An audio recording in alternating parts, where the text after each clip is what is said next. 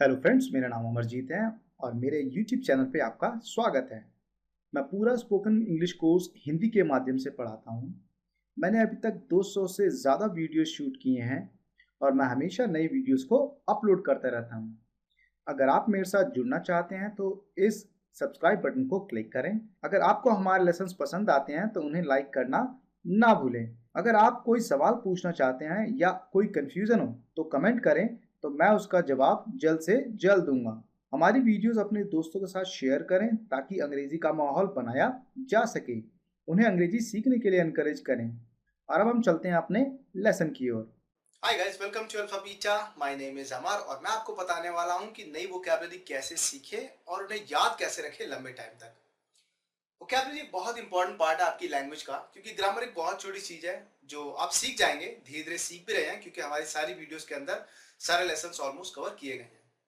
But vocabulary एक बहुत important part है आपकी लैंग्वेज का, क्योंकि अगर आपको वर्ड्स ही नहीं पता तो आप बोलोगे कैसे। ग्रामर ठीक है, ग्रामर आपको बताता है कि आपको वर्ड्स सही तरीके से कैसे रखने हैं, बट वर्ड्स भी होने चाहिए रखने के लिए, राइट? तो वही मैं आपको बताने वाला हूं कि यूजफुल वोकैबुलरीज कैसे फाइंड आउट करें, उसको दिमाग में कैसे रखें और उसका इस्तेमाल कैसे करें।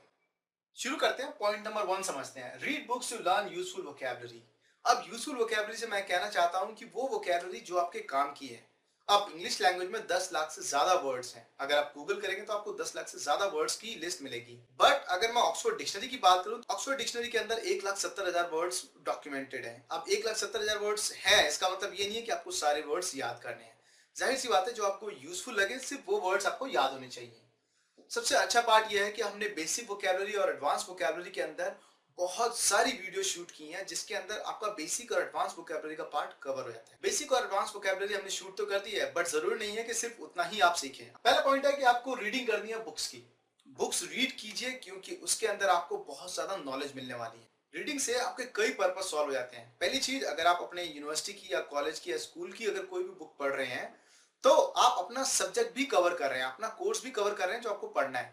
आप रीडिंग कर रहे हैं, आपकी रीडिंग की प्रैक्टिस तो हो रही है, प्लस उसमें से आप इंपॉर्टेंट वोकैबुलरी भी मिल रही है आपको, प्लस आपका सब्जेक्ट भी कवर हो रहा है। अगर कोर्स की रीडिंग कर सकते हो ज्यादा अच्छा है। अगर आप स्कूल में नहीं है तो आप चूज कर सकते हैं न्यूज़पेपर या फिर चंपक। इंग्लिश में चंपक अवेलेबल है और वो बहुत बहुत बहुत यूजफुल होती है। मैं हमेशा से कहता आया हूं कि चंपक की रीडिंग अगर आप कर सकते हो तो बहुत अच्छी है। क्यों? उसके अंदर आपको अलग से लेसन्स मिलेंगे जो हमने पढ़ाए हुए हैं, प्लस बहुत अच्छी वोकैबुलरी मिलती है, right? Next, start writing your doubts and don't ignore your problems. यहां पर बताना चाहता हूं कि अंग्रेजी बोलते समय जहां पर आप अटकते हैं, जिस वर्ड पे आप अटकते हैं, जो आप ट्रांसलेट नहीं कर पाते या आपकी जुबान पे नहीं आता, उसको लिख लें। बहुत अच्छी बात है ये जब आप अपनी प्रॉब्लम्स को लिखना शुरू करते हैं, क्योंकि जब आपको प्रॉब्लम आई, आपने उसको लिख लिया और आप उसको सॉल्व करते हैं, यानी कि वो स्पेसिफिक प्रॉब्लम दोबारा नहीं आएगी। एंड ट्रस्ट मी, आपके पास बहुत सारी प्रॉब्लम्स नहीं है, बहुत कम प्रॉब्लम्स हैं जो आपको सॉल्व करनी है। और मजे की बात यह है कि जब आप लिखना शुरू करते हैं तो आप उन प्रॉब्लम्स की नंबर्स की काउंटिंग कम कर रहे होते हैं, right? Don't ignore your problems, एक ही बात है, यानी कि हम बात कर रहे हैं कि जहां पर आप अटकते हैं आप उसको लिख लीजिए, आप उसको गूगल कीजिए, डिक्शनरी में सर्च कीजिए। अगर आपको फिर भी उसका आंसर नहीं मिलता तो आप मेरे यूट्यूब चैनल पे आके कमेंट कर सकते हैं, मैं उसका रिप्लाई कर दूंगा। Next, repeat repeat repeat and make sentences. अब जाहिर सी बात है, आपने यूजफुल वोकैबुलरी मिल तो गई आपको, आपने प्रॉब्लम्स को सॉल्व तो कर लिया, अब रिपीट करना उन्हें। जाहिर सी बात है, हमारा दिमाग एक बार में कोई चीज नहीं सीखता है, राइट? अगर आपकी फोटोग्राफिक मेमोरी है वो बात अलग है, लेकिन ज्यादातर, मैं मेजोरिटी की बात कर रहा हूं कि ज्यादातर लोगों को चीजें याद नहीं रहती हैं। मुझे भी याद नहीं रहती है।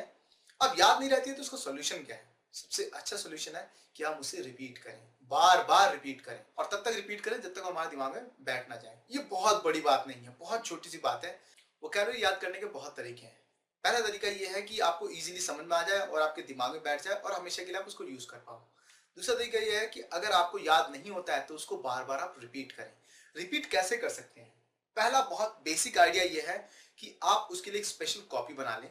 हर उस वोकैबुलरी को लिखें जो आपको नहीं पता है या आपके वो डाउट्स के अंदर है। जब आपके पास एक पूरी लिस्ट होगी जो आपके डाउट्स की है और यूजफुल वोकैबुलरी की है, तो जब आप उसे देखेंगे, आपकी आंखों के सामने से गया, आपके दिमाग में वो बैठना शुरू होता है। और उसे बोलें। अगर आप बोल रहे हैं तो ये समझ के चलिए कि वो एक बहुत अच्छा काम कर रहे हैं, क्योंकि जब हम वोकैबुलरी को बोलते हैं तो आपने देखा, आपने सुना, आपने बोला, आपने तीनों काम एक साथ कर लिए, तो अल्टीमेटली कहीं ना कहीं आपके दिमाग में वो जाकर बैठना शुरू हो जाता है, राइट? मेक सेंटेंसेस, आप रिपीट कर रहे हैं, अच्छा है। इसका एक और ऑल्टरनेटिव क्या है कि उसके ऊपर सेंटेंसेस बनाना शुरू कर दें, जबरदस्ती सेंटेंसेस बनाएं उसके अराउंड ही, राइट। अगर आपने कोई वर्ड सीख लिया तो उसको बार बार यूज करने की कोशिश करें, एक बार, दो बार, तीन बार, हफ्ता, दो हफ्ता। जब आप ऐसा करेंगे तो वो आपके दिमाग में बैठ जाएगा, आपको कंप्लीटली उसका मीनिंग समझ में आ जाएगा और उसको बहुत इजीली आप यूज कर पाओगे, right. Next, avoid shortcuts. Shortcut से मैं कहना क्या चाहता हूँ, लोग जब अंग्रेजी बोलना शुरू करते हैं तो उन्हें पता लगता है कि वोकैबुलरी की जरूरत है, यस, बट वहां पर एक रॉन्ग प्रैक्टिस शुरू कर देते हैं वो लोग, डिक्शनरी पढ़ने की, स्पेशली वोकैबुलरी की बुक्स पढ़ने की।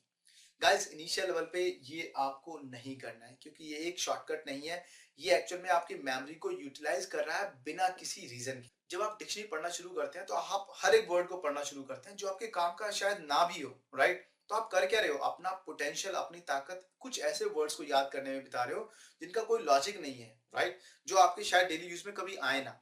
तो हमेशा ध्यान रखना है कि आपको रीडिंग करनी है बुक्स की, न्यूज़पेपर की, मैगजीन्स की, कॉमिक्स की, स्पेशली इंग्लिश में।